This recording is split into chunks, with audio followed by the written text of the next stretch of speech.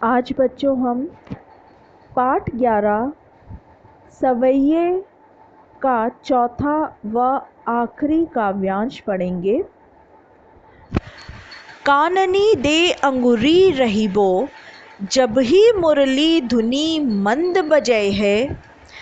मोहिनी तानन सो रस खानी, अटा चढ़ी गोधन गए है ते गए है। तेरी कहो सिगरे ब्रज लोगनी, कालही को कितनो समझई है। माई रिवा मुख की मुस्कानी, सम्हारी ना जय है ना जय है ना जय है। सबसे पहले बच्चों हम शब्दार्थ पढ़ेंगे। यहाँ पर काननी का अर्थ है कानों में, अंगुरी यानी उंगली, रहिवो यानी कि रहूंगी, धुनी का अर्थ है धुन और मंद का अर्थ है मधुर स्वर में, बजैहे का अर्थ है बजाएंगे, तानन सौ यानी कि धुनों से, अटा अटारी। आगे हम चलते हैं।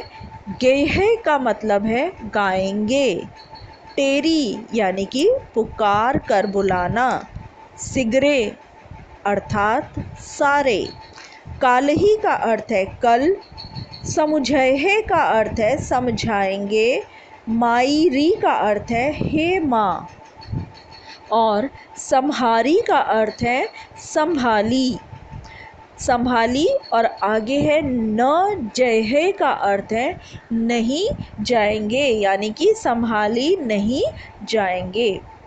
यहाँ पर जैसे ये पहली लाइन में लिखा है कवि ने, काननी दे अंगुरी रहिबो, जब ही मुरली धुनी मंद बजाए है, यानी कि यहाँ पर श्री कृष्ण की मुरली की ध्वनि तथा उनकी मुस्कान पर मोहित गोपी कहती है कि जब श्री कृष्ण मधुर स्वर में मुरली बजाएंगे तब मैं अपने कानों में उंगली डाल लूँगी ताकि मैं उसे सुन ना सकूं।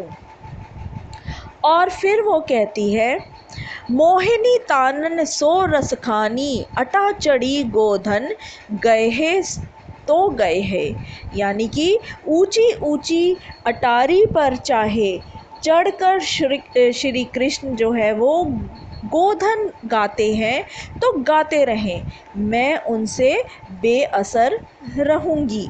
फिर वो कहती हैं, मैं ब्रज के लोगों से चिल्लाकर कहना चाहती हूँ कि कल को मुझे वो चाहे जितना भी समझाएंगे, पर श्री कृष्ण की मुस्कान पर मैं अपने आप को वश में नहीं रख पाऊंगी और श्री कृष्ण से मिलने भागी चली जाऊंगी। मुझ पर उस मुस्कान का जादू अवश्य ही चल जाएगा। यहाँ पर बच्चों वो ब्रजवासियों से इसलिए कहती है क्योंकि उसे ब्रज में क्योंकि वो रहती है तो उसे अपनी लोक लाज का डर है, इसलिए वो ब्रजवासियों से कहती है कि मुझे कोई दोष ना दे, जब अगर मैं कृष्ण की मुस्कान देखूंगी या उनके गीतों को सुनूंगी तो मैं उनकी ओर भागती हुई चली जाऊंगी। ये था हमारा आज का आखिरी काव्यांश। अब असाइनमेंट के क्वेश्चंस की ओर चलते हैं। मेरा पहला प्रश्न है, श्री कृष्ण की अदाएं गोपी को किस मनोदशा में ले जाती हैं?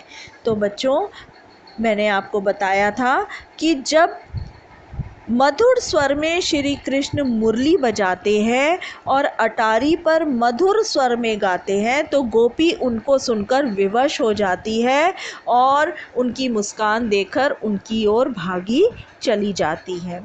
मेरा दूसरा प्रश्न है, गोपी स्वयं को कब नहीं संभाल पाती है और क्यों? मैंने ये भी वही है कि गोपी अपने आप को तब नहीं संभाल पाती है जब वो कृष्ण की मोहक मुस्कान युक्त चेहरे को देखती है या उनकी मुरली की तान को सुनती है तो वो अपने आप को संभाल नहीं पाती और दीवानी होकर कृष्ण से मिलने चली जाती हैं। तीसरा मेरा प्रश्न है, गोपी अपनी बात ब्रज के लोगों को क्यों कहती है या क्यों सुना रही है? ये भी बच्चों मैंने आपको बताया था, क्योंकि वो ब्रज में रहती है और इसीलिए उसे ब्रज वालों से लोक लाज का भय है। और किंतु कृष्ण की मुस्कान देखकर वो अपने आप को नहीं संभाल पाती है, इसीलिए वह लोक लाज की परवाह किए बिना उनकी तरफ खिंची चली जाती है और वह अपनी इसी असमर्थता को ब्रज के लोगों के सामने प्रकट कर रही है।